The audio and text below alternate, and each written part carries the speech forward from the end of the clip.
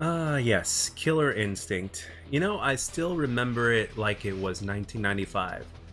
I went to my arcade like I usually did every week, and it was all about Mortal Kombat. Until a new player arrived in the form of Killer Instinct. And at first, I was very hesitant to try it until another person who recognized me at the arcade said, "Dude, you gotta try this." And one thing that really stood out about this particular arcade game was the fact that it was loud and it was very smooth, and you couldn't help but look at it even though you were a fan of, like, let's say a different game, right? It had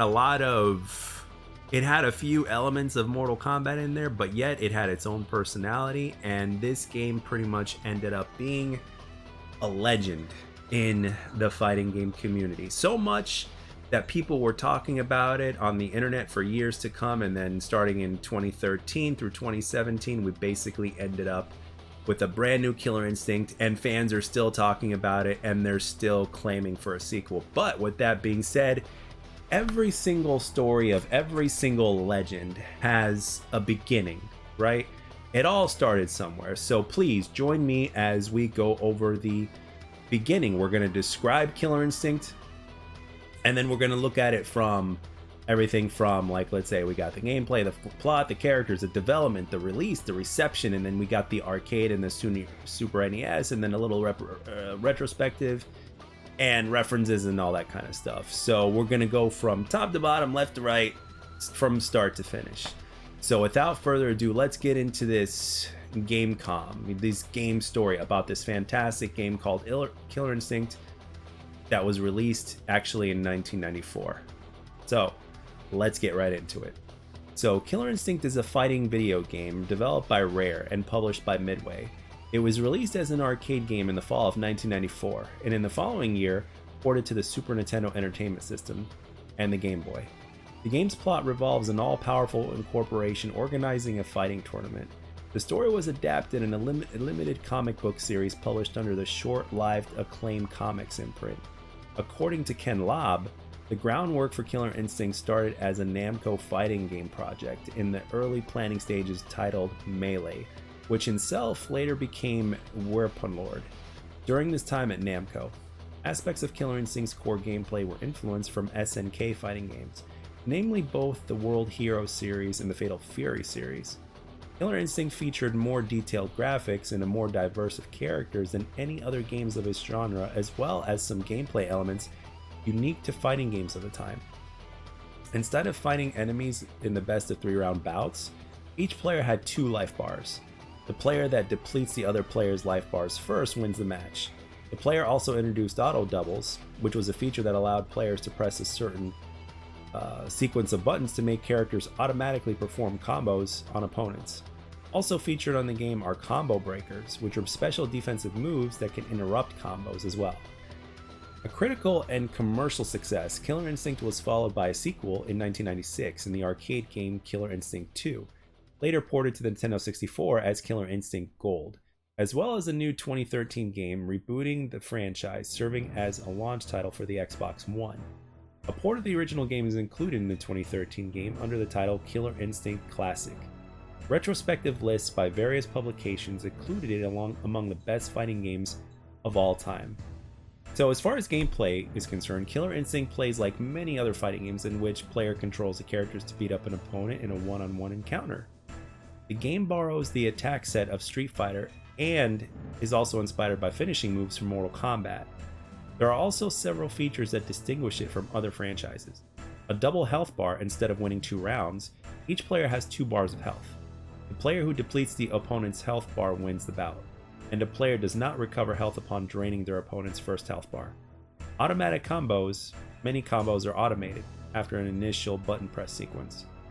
Finishing moves bearing resemblance to, but being less graphic than Mortal Kombat's fatalities, each character has at least 2 moves known as No Mercy, which were called Danger Move in later versions, to finish the opponent. Another finisher is a humiliation that forces the opponent to dance. Ultra Combo. Another finisher, it operates like an ultimate combo, although this one allows the character to deliver a long string of hits to the combo finisher instead, usually surpassing 20 hits. and can sometimes reach up upwards of 80 hits. Combo Breaker. The player who is being caught in a combo can break out of it by performing a Combo Breaker move. A combo can be broken in either the auto double or the linker stage. After performing a Combo Breaker, a white starburst will appear at the tip of the breaker's current health bar, enabling advanced versions of some special moves that require a different command. So as far as the plot of the game goes, Ultratech is a very powerful mega corporation which organizes a tournament called Killer Instinct. Along with regular participants, experienced creatures created by Ultratech also fight in the tournament, so their strength can be tested. Ultratech can also discovers a technology to make bridges between dimensions, and releases a two-headed Cyclops, satyr-like monster called Idol, from its dimensional prison in Limbo. Characters. So in addition to the boss Idol, the game offers a roster of 10 playable characters. Black Orchid, an agent working to stop Ultratech. Chief Thunder, a Native American chief sent to look for his brother. Cinder, an escaped convict who, due to a failed chemical test, gamers a body exposed of flame. Fulgor, a cyborg created by Ultratech to stop Jago. Glacius, an alien abducted by Ultratech. Jago, a Tibetan warrior monk guided by the tiger spirit. Riptor, a velociraptor cloned by Ultratech. Saberwolf, a man affected by lycanthropy. Spinal, the skeleton of an undead warrior. And TJ Combo, a heavyweight champion boxer stripped of his title after he was discovered to be cheating with enhanced arms instead of natural ones.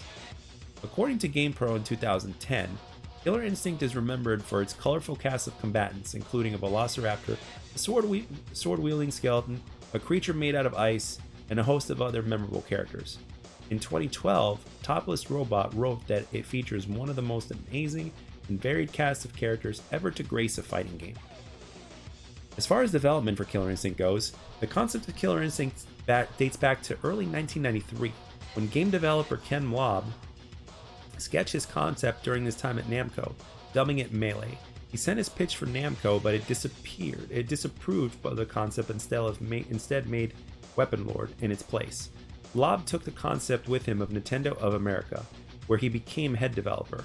He flew to England and joined Rare, which was planning to rival the success of Mortal Kombat. Rare founders Tim and Chris Stamper approved the pitch. In early 1994, Nintendo signed a licensing agreement with WMS Industries, Midway's parent company, which enabled Midway to develop and market games using the early arcade-based version of the Ultra 64 platform, later to become home console and then be renamed to Nintendo 64, and formed a joint venture company called Williams/Nintendo to market Nintendo exclusive home conversions of these games. Killer Instinct was announced as the first of these games. The announcement came in time when Nintendo was still known for its stance against violent video games. To avert speculation that Killer Instinct would not be as violent as the title suggests, Nintendo's director of marketing George Harrison stated that Williams would not have entered into this deal if they thought their hands would be tied. We won't restrict them in any way. He added that Nintendo believed that an industry standard rating system, which was expected to be in place by the time the home version was released, would make their stance against violent games no longer necessary. The music was composed by Guillaume Norgate and Robin Beanland, their first works for Rare. Beanland and Norgate would later go on to compose the music for GoldenEye 007, which came out in 1997. Initially released in 1994, Killer Instinct's arcade-based Ultra 64 hardware is different than the home console version, which would be renamed to Nintendo 64 in 1996. The Ultra 64 Arcade is a proprietary hardware platform co-developed by Rare and Midway, and created by Chris Stamper and Pete Cox. This hardware uses 64 MIPS CPU, and the Nintendo 64 format of data structure, but not the Nintendo 64 memory media or graphics technology. The game's Attract mode advertises plans to be available for your home in 1995 only on Nintendo Ultra 64. The game was slated to be a part of North American launch lineup for the system. However, the Nintendo 64's release was delayed to December of 1996, and the game was converted to the Super Nintendo Entertainment System and the Game Boy for 1995 release. Killer Instinct is the first arcade game to use international hard disk drive in addition to the game's ROMs. This allows it to store massive amounts of data, therefore giving it the ability to have more detailed graphics than other games of its genre. The game uses pre-rendered sprites and backgrounds created by the Silicon Graphics computers. The backgrounds are stored as a movie, which adjusts frames based on the player's movements. Killer Instinct's R4 600 processor is clocked at 100 MHz. Unlike most arcade games at the time, Killer Instinct does not display which version number of the game is being played. In the SNES port, many of the features found in the arcade version were altered, downgraded, or removed to fit the standard 16-bit format. The graphic detail was vastly reduced and the character sprites are smaller. The stages with a 3D panning camera were simplified to a 2D panning view using parallax scrolling for the background and a raster effect due to the ground of arena, thus simulating the pseudo 3D effect. Zooming and scaling were removed, some of the stages were redesigned, the full motion videos of the show of characters after a victory were mostly replaced by still images, voice samples and sound effects were shortened or removed, and the music's quality is lower. Most of the character special moves and danger moves were retained, but some of the special graphical effects were removed. Some other modes were added, including a training mode and a tournament mode used for multiplayer purposes. According to Peter Main, Nintendo's vice president of marketing at the time, the game had a marketing budget of $20 million. As far as release goes, the Europe, Australia, and Canada and US releases of the SNES games have a black cartridge casing instead of the standard gray shell. Nintendo made a large-scale advertising campaign. A Game Boy port was also made, but cuts were necessary due to the system's limitations. As a result, neither Sindor nor Riptor are featured in the moves were severely altered due to the more limited controls of the portable. Unlike the original, the Game Boy version received poor reviews. The game's support of the Super Game Boy adds some coloring in a two-player versus match by inserting a second controller. Killer Cuts, arranged soundtrack CDs featuring the original music for Killer Instinct, was released as pack-ins for the Super NES release for the game, included with the first 100,000 copies sold within the US and the first 20,000 copies sold in Canada. The soundtrack was digitally re-released as part of a double album set with the Killer Instinct Season 1 soundtrack on October 14th of 2014. A digital port of the game's arcade version, titled Killer Instinct Classic, is available as part of the Season 1 Ultra Edition of Killer Instinct for the Xbox One.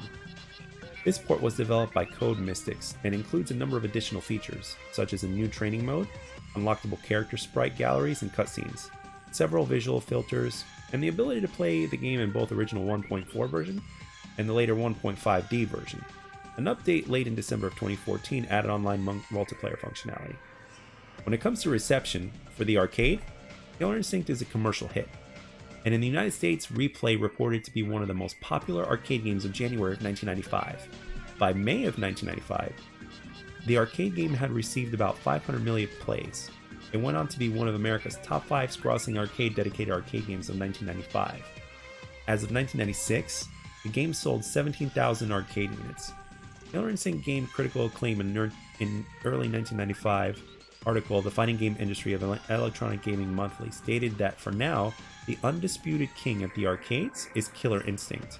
Next Generation reviewed the arcade version of the game and wrote that it's not the breakthrough title that we were all waiting for, and sooner a new genre was set to explode. But for the moment at least, Nintendo's plans for the Ultra 64 seem to be progressing smoothly. Entertainment Weekly gave it arcade version of the game an A+ rating.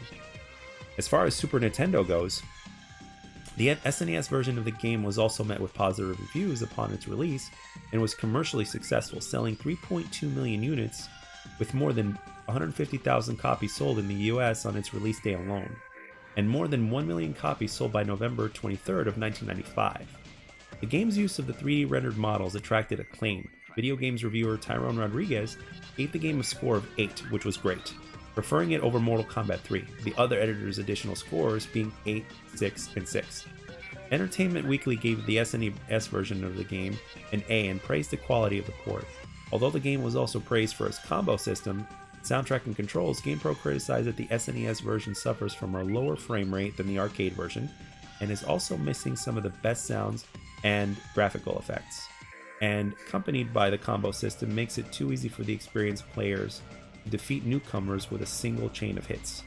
They concluded that this version of Killer Instinct isn't flawless, but it is surprisingly addictive and fun to play. The 4 reviewers of Electronic Gaming Monthly were divided, with Andrew Barron commented, while it's a nice attempt on the Super NES, it wasn't the same as the arcade version, whereas the other three declared it a superb translation, which was lower quality in graphics and sound at the arcade version, but retained its content, playability, and overall feel. They scored it a 7.75 out of 10. Computer and Video Games gave the game a review score of 93%, adding, Rare weren't lying when they said the home version would play better than the coin-op. No one realized that they were talking about the SNES. Next Generation reviewed the Super NES version of the game, as Nintendo and Rare have managed one very impressive trick, getting the 16-bit Super NES to display 520 colors at once, twice the usual number of GIFs graphics of an extra gloss. The four reviewers of Electronic Gaming Monthly planned the Game Boy version unanimously, concluding it to be an arcade translation that should never have been attempted on the Game Boy. They particularly complained at the difficulty of executing moves using only 2 buttons, pixelated graphics, and the poor sound. They scored it a 2.5 out of 10. GamePro, in contrast, declared it to be the second only to the Game Boy version of Street Fighter II among portable fighting games, arguing that the 2-button control is a little awkward but still masterable, and that the graphics are less than outstanding only when unfairly compared to the SNES version. When it comes to Retrospective, Killer Instinct is ranked among the 148th best game made by any Nintendo system by any Nintendo Power in 2006, as well as the 95th on a similar list by Official Nintendo Magazine in 2009. In platform-specific retro lists, it also ranked as the 19th and 38th best SNES games of all time by Screw Attack and by Games Radar respectively, and as the 13th best arcade game of the 1990s by Complex. Killer Instinct was included in several lists of top fighting games of all time, including by Screw Attack in 2008, ranked 5th best, GamePro the same year ranked it the 18th best, and Yugo in 2010 ranked it 10th best. In 2004, Games TM ranked it as possibly the best combo-heavy fighter game ever. In 2009, Virgin Media ranked it as the 8th top fighting game of all time, stating that it was the most famous for having the longest combos in the business. In 2007, it was voted in the 6th top 2D fighting game of all time by Crave Online users, and ranked the 6th best 2D fighting game of all time by Complex in 2013. IGN listed the game at number 82 in their top 100 SNES games of all time. In 2018, Complex rated Killer Instinct the 53rd in their best Super Nintendo games of all time. In 1996, Games Master ranked Killer Instinct the 94th on the top 100 games of all time. And in 1995, Flux Magazine rated 45th of its top 100 video games. They allotted that the game rated graphically stunning. Combo-rific fighter at the moment, it rules the arcade. When it comes to sequels, the sequel titled Killer Instinct 2 was released in 1996. Like the first game, it was ported to home console, and this time to the Nintendo 64 as Killer Instinct Gold. A new Killer Instinct published Microsoft and developed by Double Helix Games and Iron Galaxy Studios, with input from Rare, was released as a launch title on the Xbox One in 2013. Certain releases of the game include the Killer Instinct Classic port of the original arcade game and its sequel as well. So in conclusion, as I continue to talk about this now with my own personal words beyond this article, Killer Instinct was the game, again, as I mentioned, took me away from Mortal Kombat, and I ended up buying the game, and I guess I was one of those people that was within the first 20,000 copies sold because I ended up getting the CD with mine, and yes, the cartridge was indeed black, which made it look really cool, especially when I looked at my stack of cartridges from the Super Nintendo games that I had, and then you saw this black one, Killer Instinct. It really, even that made it stand out. And for me, as far as my personal review of the game goes, as far as the SNES version of the game goes, I actually have to say that even though the arcade version was obviously superior and there was a lot of that flair and sound that was missing, the SNES version was still very playable and still very addictive, just like these guys say. And for me, it was a worthy port, in my opinion, because quite frankly, I played the living heck out of it. And just like any other game that was ported to the SNES, I mean, 99% of those games, were not superior to the arcade version. That's just the way it goes. The arcade version, especially when it comes to fighting games, was the superior version, no doubt about it. But with that being said, I played a lot of Killer Instinct at home by myself against the computer or the AI, and on multiple difficulties as well, as I recall. And of course, bringing it over to my friend's house and playing it. I remember there were 4 of us at the time, and we had a sleepover where I actually went to their house and we played Killer Instinct all night long until we couldn't sleep, until we couldn't keep our eyes open. And we knew how to do the moves, we knew how to do the ultras and stuff like that, the finishers, and it was an overall good time. I've had some of the best memories and the best times ever playing Killer Instinct, both at home and the arcade. And I'm glad that that person came up to me and asked me to try Killer Instinct in the arcade. He was a regular person that you would just see at the arcades, because you would just go and you just kind of, play arcades with that person, and that's how they knew me. We didn't know each other in any other way. And I was much younger at the time. I was like 10 or 11 years old. And the majority of people that would play these games were in their teens or even in college years. So me, I was younger at the time, but I played the living hell out of it. I went to the arcades frequently, and I remember there were 3 games that I played the most in the arcades. There was Mortal Kombat 2, Mortal Kombat 3, Killer Instinct, and one more, excuse me. There was one more game, and that was Primal Rage. I played a lot of Primal Rage as well, especially since they had the large arcade cabinet. And when you got dinosaurs out there, it really makes it look unique. And perhaps there will be an episode talking about Primal Rage. But with that being said, Killer Instinct, rightfully, I have to agree, as someone who grew up with Killer Instinct and who was around when that game came out and played both the arcade and SNES versions, I actually have to agree that Killer Instinct is easily one of the greatest fighting games ever made, period. And we're talking the classic version. And its 2013 through 2017 version as well. Let me tell you, that game is even more superior. However, what this one has over that game is the fact that it started it all. Without the first game, without this Killer Instinct game that we are currently talking about right here, right now in this video, the 2013 game that was so good from a fighting game perspective, from a competitive standpoint, from every standpoint, would have not been made if it wasn't for this game that managed to keep the passion of fans growing all over the internet, to where it got to a point to where Microsoft said, okay, let's make this. And the gentleman that made it, both teams, because there was a transition, they did a fabulous job. And as a matter of fact, I'll link this in the description. Hopefully I'll remember to do so.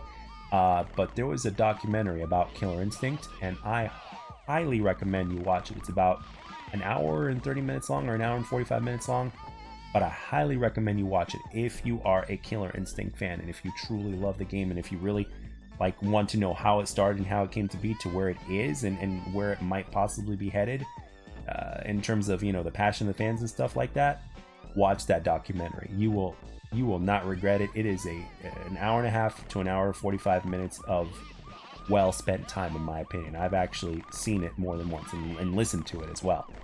So with that being said, Killer Instinct is one of the greatest fighting games ever made.